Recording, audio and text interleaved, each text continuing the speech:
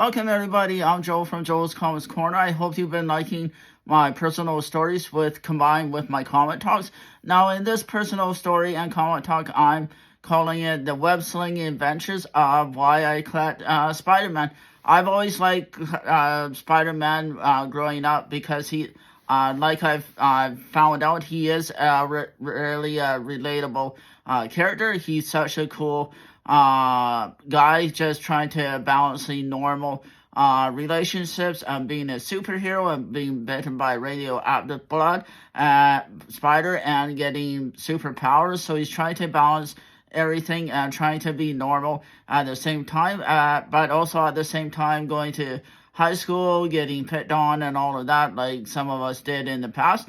And he's just a relatable character, and I've always liked the adventures of Spider-Man, especially watching the 67 cartoon from way back when, where the backgrounds were repeated all the time, and then over time all the other cartoons. Like another favorite of mine was the Spectacular Spider-Man from the early 90s, and there's a few other cartoons in between there. So I hope everybody likes my new background drop for this video. It's just something fun I got. And I want to do it for this video. I won't be showing it all the time. I'll be changing my backgrounds, but still.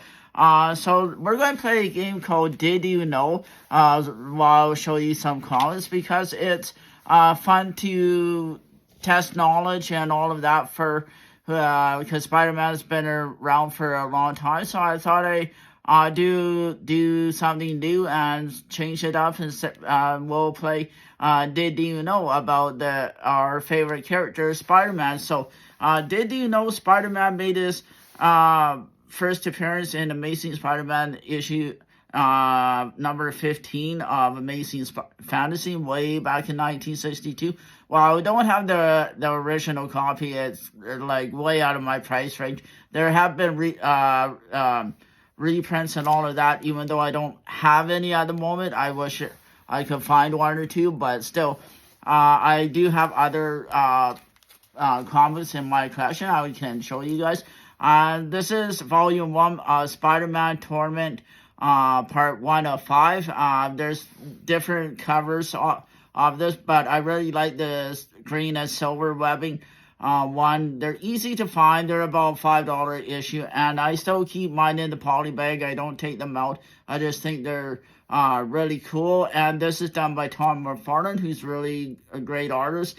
Eventually he does leave Marvel to do Spawn, as we all know, but still, this is he did Spider-Man for a long time, and some of these stories were some of the best at the time. And like I say, this was one of my favorites growing up. But I do have a reprint of Amazing Spider-Man issue number 1, where he's trapped on the elevator, and that he's thinking, and the Fantastic Four are thinking that he's in trouble, but they don't realize he has his special sticky.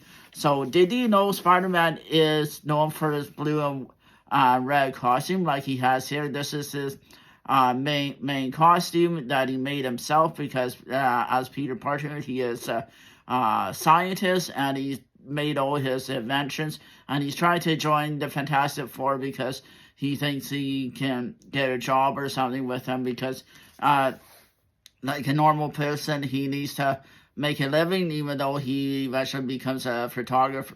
Did you know he does overcome work at the Daily Bugle, not the Planet? The Planet is DC's version of the Daily Bugle. But anyways, so he makes a living photographing Spider-Man, even though the world at that time did not know they were one and the same, and some still don't. But still, what's the point of a secret identity when even other heroes know who you are? So in the modern age, the writers, I think, have not done as well for background for messing up. They should have just left it alone. But anyways, that's my own thoughts. So I mean, I'm glad I got the reprint copy of this. This is a few years older now, but still relevant. So I'm going to show you a cool Brown Chase story with the Electric Company and Marvel Comics presents Spidey. I don't know why they kind of teamed up with the Electric Company at the time, but back in the 70s, it was really popular there was a TV show. But anyways, did you know Spider-Man is responsible, has a sense of responsibility because when he couldn't catch the eventually catch the robber of his Uncle Ben's killer, he does go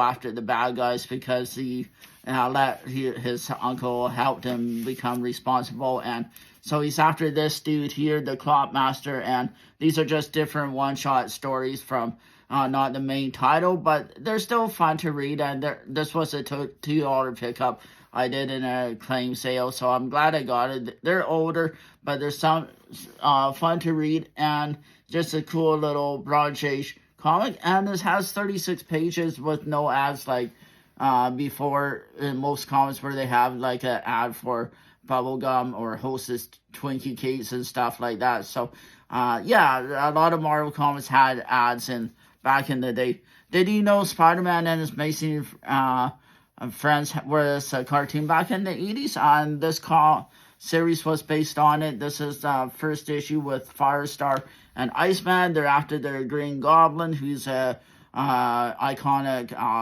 villain, and this is just a cool cartoon. And you can even catch this cartoon on Disney Plus if you have it.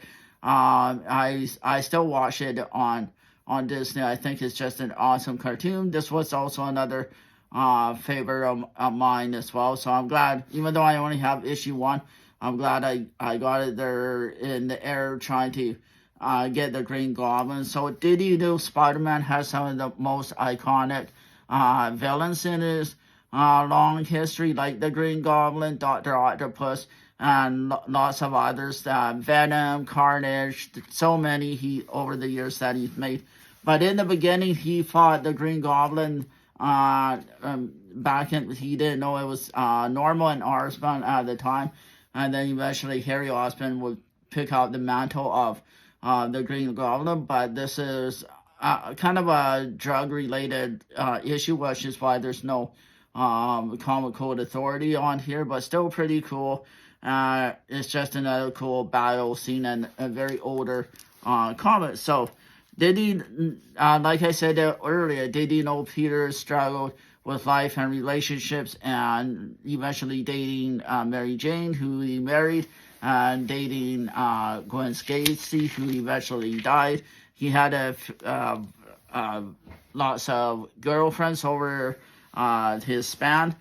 This is Amazing Spider-Man 136, another older 70s type issue.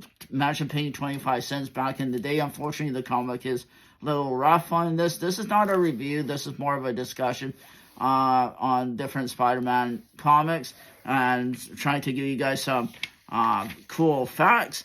And did you know Spider-Man is one of my favorite comics besides the Fantastic Four, like you saw in my last video?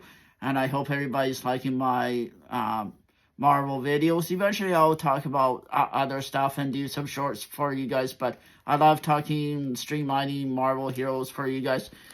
My collection is so huge. And I also have the True Believers of Spider-Man, the one that I showed you earlier. I don't know why they made True Believers, but this is another reprint issue of the first one that I showed you. So just a homage copy.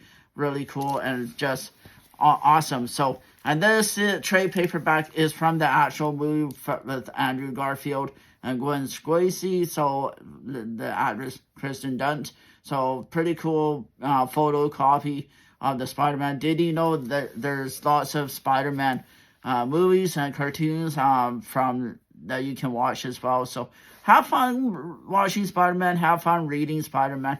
And did you know we all collect different stuff and we all read different comic books, and I just want to showcase a few of my cool Spider-Man comics from my collection, and I hope you enjoy my videos. Please like and subscribe to my channel and all social media, and I will be changing my backgrounds from time to time. So let's have fun talking about comics, and we'll sit back and enjoy looking at different comics. Thanks, everybody.